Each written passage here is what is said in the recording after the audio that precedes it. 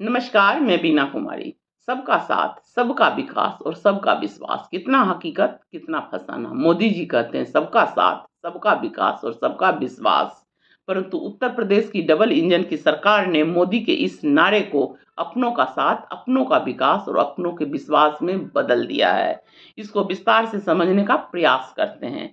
Indian express के वरिष्ठ पत्रकार श्यामलाल यादव की एक खोज ने भाजपा की यूपी की डबल इंजन वाली सरकार की कथनी और करनी में ही नहीं, बल्कि भाई भतीजावाद और नौकरी देने में भ्रष्टाचार का उजागर कर दिया है। उत्तर प्रदेश विधानसभा सचिवालय और विधान परिषद सचिवालय में समीक्षा अधिकारी और सहायक समीक्षा अधिकारी की भर्ती का विज्ञापन निकाला जाता है। निजी कंपनी को यह परीक्षा करवाने का ठेका दिया जाता है। वीवीआईपी के इष्ट मित्रों को निकट संबंधियों में इस नौकरी का बंटवारा कर दिया जाता है। सफल छात्रों की सूची में योगी के अपनों यथा यूपी के स्पीकर के पीआरओ और उसके भाई, मंत्री के भतीजे, विधान परिषद प्रभारी के पुत्र, विधानसभा सचिवालय प्रभारी के बेटा और बेटी, उप लेखायुक्त के बेटे आदि न जाने कितने वीवीआईपी के बच्चों और रिश्तेदारों में सबके विकास और सबके विश्वास का बंटवारा कर दिया गया। वीवीआईपी के बच्चों को तो छोड़िए, जिस निजी कंपनी को यह परीक्षा करवाने का ठेका दिया गया था, उनके रिश्तेदारों को भी 5 नौकरी दी गई। मतलब सब मिल बांट कर खाओ। यहाँ यह बतलाना जरूरी है कि पहले की सरकारें इस तरह की परीक्षा उत्तर प्रदेश लोक सेवा आयोग से करवाती थी, परंतु योगी सरकार ने लोक सेवा आयोग की जगह यह परीक्षा वैसी निजी कंपनी से करवाने का निर्णय लिया जिसका आज आपको अस्तित्व भी नहीं मिल पाएगा। मंशा क्या थी यह समझने में कोई परेशानी नहीं होगी अब आपको। 2.5 लाख बच्चों ने परीक्षा दी। 186 पदों में से 38 पद तो राजनेता अधिकारियों को बांट दिए गए। 5 पद भर्ती करने वाले कंपनी को। अब अंदाजा लगाइए बाकी पदों के लिए कितना पैसा लिया गया होगा या किसको दिया गया होगा। इसकी जांच तो होनी चाहिए। पर दूसरों के घर बुलडोजर भेजने वाले योगी, विपक्ष के यहाँ ईडी सीबीआई भेजने वाले मोदी की डबल इंजन की सरकार जांच से भाग रही है। इलाहाबाद उच्च न्यायालय ने इस भर्ती को घोटाला से कम नहीं कहा है। सीबीआई जांच का आदेश दिया, परंतु योगी की सरकार सर्वोच्च न्यायालय की शरण में चली गई ताकि इस घोटाले की सीबीआई जांच न हो सके। प्रयागराज में युवा प्रदर्शन कर रहे हैं और उनका हक, उनकी नौकरी छीनकर योगी ने अपनों को बांट दी, जिसका उनको पता भी नहीं चल पाया।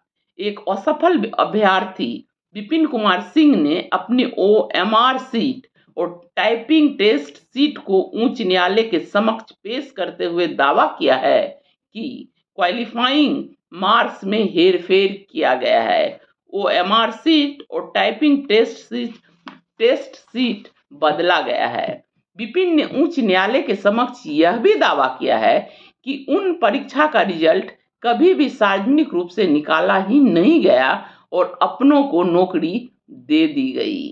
कल्पना कीजिए यह उन युवाओं के साथ कितना बड़ा घोटाला है जिनके हिंदुत्व के नाम पर कांवड़ यात्रा में शामिल होने के लिए प्रेरित किया जाता है। उन्हें हिंदुत्व की घुट्टी पिलाई जाती है। योगी जी आते हैं हेलीकॉप्टर से फूल बरसाकर उनका नौकरी अपनों में बांटने चल देते हैं। बच्चे यहाँ गदगद हैं कि मुख्यमंत्री ने मेरे ऊपर फूल बरसाया। जिनको एक रहेंगे तो सेफ रहेंगे नारों से बरगलाया जा रहा हो, अपनों में नौकरी बांटकर सेफ रहने का उपक्रम योगी कर रहे हैं। घोटाला और लूट भाजपा सरकार में नई बात नहीं है। मीडिया पर मोदी जी का नियंत्रण है, कुछ भी बाहर नहीं आने दिया जाता है। तो यह घोटाला बाहर कैसे आया? अब प्रश्न यहाँ है, क्या योगी की सरकार में मोदी के लोगों ने जानबूझकर उस उपकरण को मीडिया में, वो भी इंडियन एक्सप्रेस जैसे अखबार में लीक करवाया या किया ताकि योगी की बदनामी हो? महाराष्ट्र चुनाव के बाद योगी को बाहर का रास्ता दिखलाया जा सके। वजह कुछ भी हो, युवाओं के भविष्य से खिलवाड़ हो रहा है। इसके लिए युवाओं को ही आगे आना होगा। अपने हक के लिए प्रयागराज इलाहाबाद की तरह लड़ना होगा, नहीं तो आप 5 किलो राशन लेने के लिए तैयार रहें और हिंदुत्व की घुट्टी पीते रहें। फूल बरसाते रहेंगे योगी जी और नौकरी देते रहेंगे अपनों को। नमस्कार, धन्यवाद।